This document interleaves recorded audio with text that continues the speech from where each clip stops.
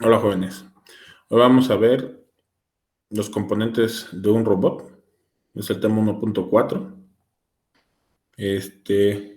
Un robot puede tener muchos tipos de estructuras, depende lo que queramos hacer, ¿sí? Pero sin importar el tipo de estructura, los componentes de un robot no cambian en cuestión general, cambian en cuestión particular, que si un elemento es más grande, más pequeño, más preciso, cosas así. Pero esta invarianza hace o me permite englobar muchos tipos de sistemas dentro de los robots. Tenemos los sistemas mecánicos, los sistemas eléctricos, los sistemas de control, los sistemas sensoriales, ¿sí? Como ya lo habíamos mencionado anteriormente. Pero estos sistemas me permiten determinar ciertos componentes esenciales para que el robot funcione. Entre ellos encontramos cuatro fundamentales, que son los transmisores, que son los sensores, son los actuadores y los elementos finales. ¿Sí? Tenemos esos cuatro que son fundamentales para el funcionamiento de un robot. ¿Qué es un transmisor? Pensamos siempre en transmisor de que va a permitirme mandar una señal de un punto a otro. Y literalmente es eso, solamente que en cuestión de robótica hablamos de transmisores a los que me permiten, o los elementos que me permiten transmitir el movimiento, no mandar una señal como tal, aunque también existen ese tipo de transmisores en los robots. Pero en este momento me permite transmitir el movimiento de un punto a otro, particularmente desde el elemento actuador, es decir, el elemento que hace el movimiento y la articulación que yo quiero mover. Más o menos, espero que comprendan la definición, es decir, me permite transmitir el movimiento desde el elemento que genera el movimiento y donde yo lo quiero aplicar. ¿Sí? Un buen sistema de transmisión debe tener un tamaño pequeño, un peso reducido debido a que entre más grande sea y más pesado, implica que el robot tenga forzosamente aplicar más fuerza para moverse. También debe de evitarse tener holguras. ¿Qué significa esto? Que estén flojos, porque entonces ya no se transmite el movimiento adecuadamente. Además que se busca transmisiones de buen rendimiento, ¿sí? Las transmisiones que existen en un robot,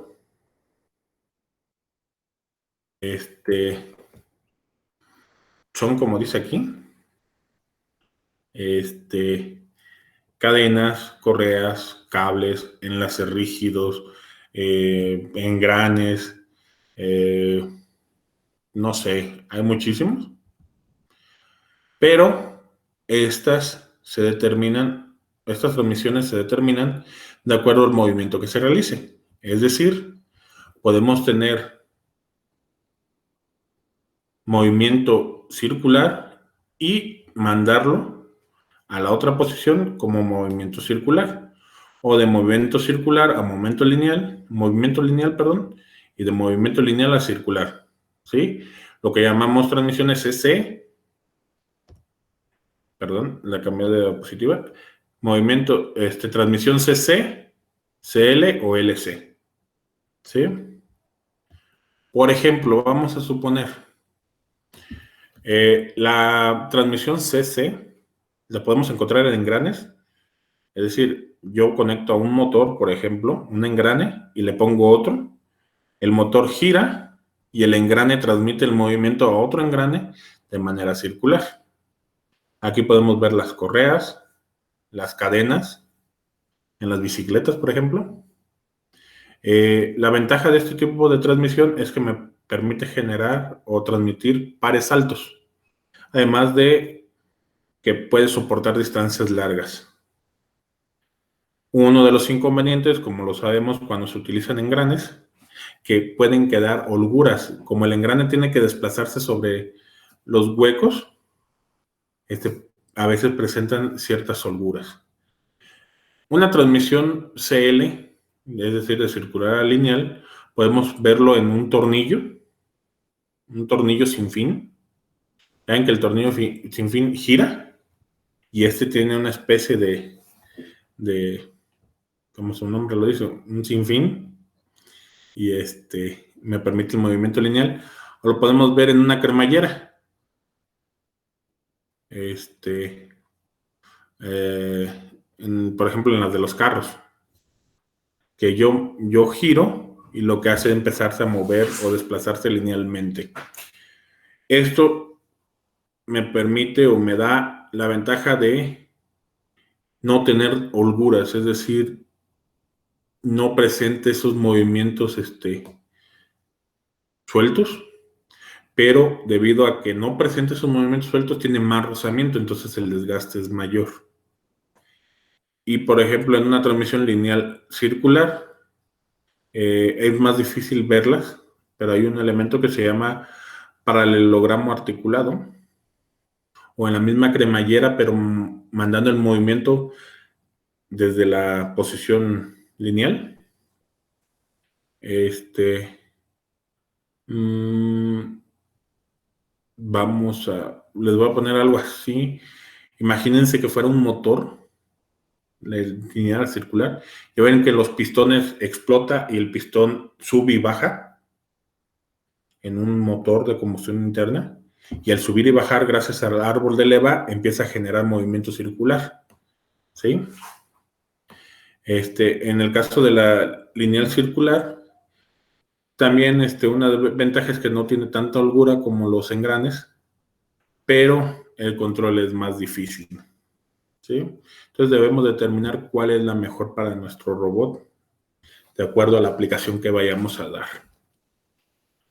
Bueno, esto es los transmisores o las transmisiones. Luego tenemos dentro de los transmisores o transmisiones, tenemos reductores. ¿Qué son los reductores? Pues esas mismas transmisiones, pero que me permiten manipular, ya sea incrementar el par o incrementar la velocidad de acuerdo a una relación entre el giro que se hace en un elemento con respecto a lo que se va a hacer en el otro.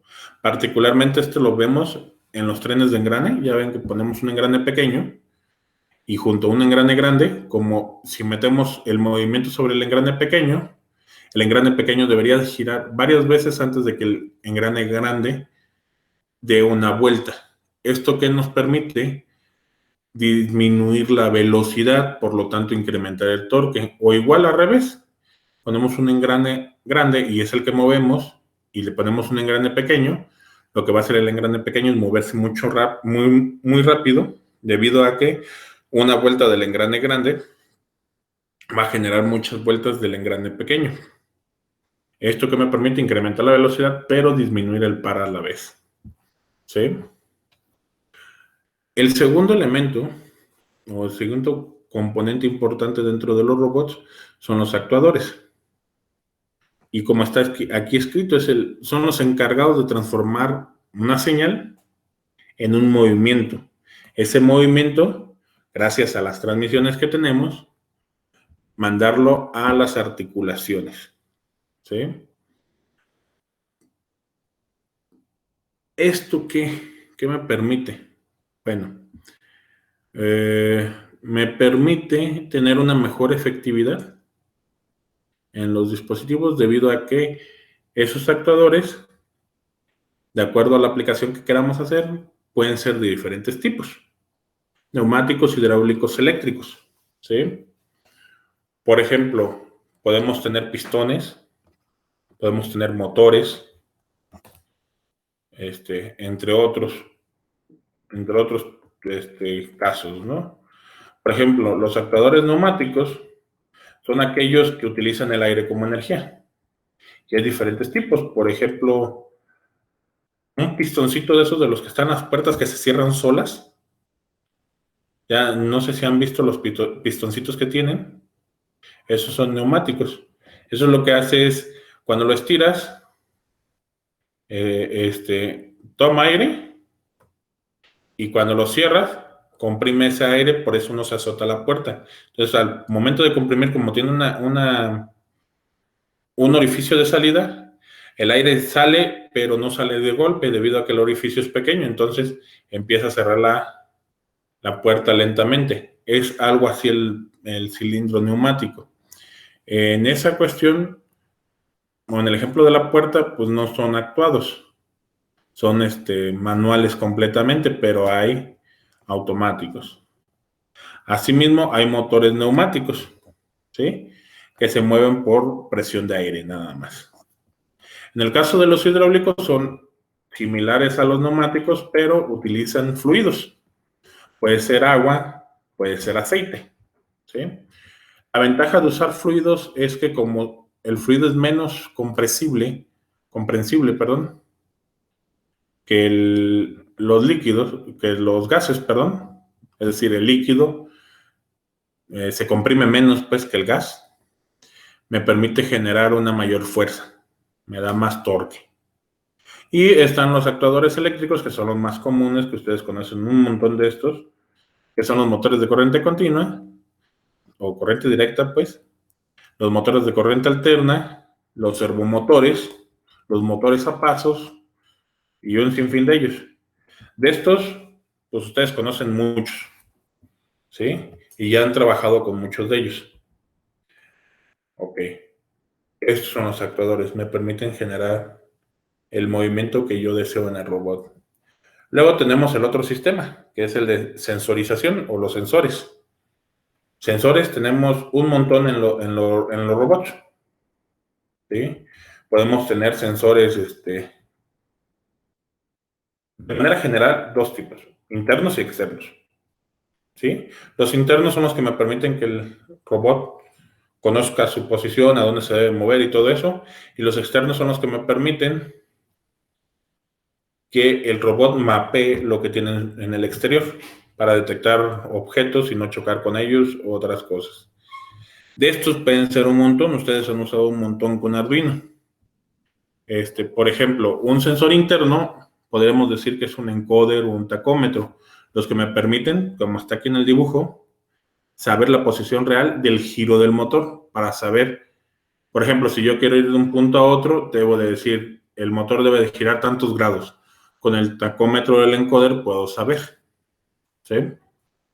Y los sensores externos, como les decía, pueden ser, por ejemplo, cámaras que me permiten ver si hay algo ahí alrededor, o sensores de proximidad para si una persona se acerca, sensores de fuerza, por ejemplo, para aquellos robots que están soldando o tienen que hacer tomar, por ejemplo, una puerta de carro cuando se está ensamblando, tienen que tener sensores de fuerza para no abollarla, entre otros tipos de sensores. Pero este es el que nos permite detectar, cómo funciona el robot por dentro, o le permite al robot saber ciertas condiciones de su funcionamiento. Y dos, los sensores externos que me permiten conocer el medio. Y por último, otro de los componentes son los elementos terminales. Que los elementos terminales no es otra cosa que el que hace la chamba al final. Su función es que el robot interactúe con el entorno, ¿sí? Las características que tienen son proporcionar mayor versatilidad, son independientes del movimiento del robot, como les decía al inicio.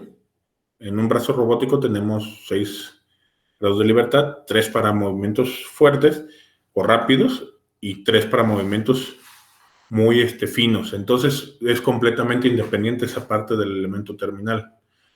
Además de que están diseñados específicamente para funciones, ¿sí? Entonces no podemos usar un elemento final o terminal para una cosa a la cual no está diseñada, ¿sí?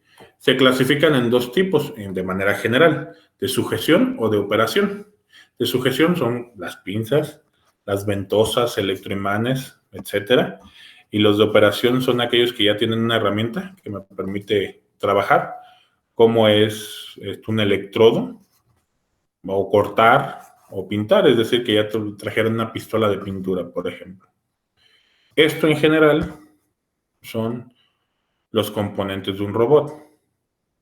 Resumimos, 4 son componentes de un robot. Los elementos terminales, aprovechando que está la diapositiva, que son los que me permiten interaccionar con el medio o al robot interactuar con el medio. Los sensores que me permiten detectar las variables internas del robot y las variables externas al robot. ¿Qué más? Los actuadores, que son los que me permiten generar el movimiento en un robot. Y los transmisores, los que me permiten unir el dispositivo, el elemento que me está generando un movimiento con las articulaciones del robot para que éste se mueva, que toda la cadena cinemática se mueva. ¿Sí? Entonces, ¿dudas, jóvenes? Pregunten lo que gusten.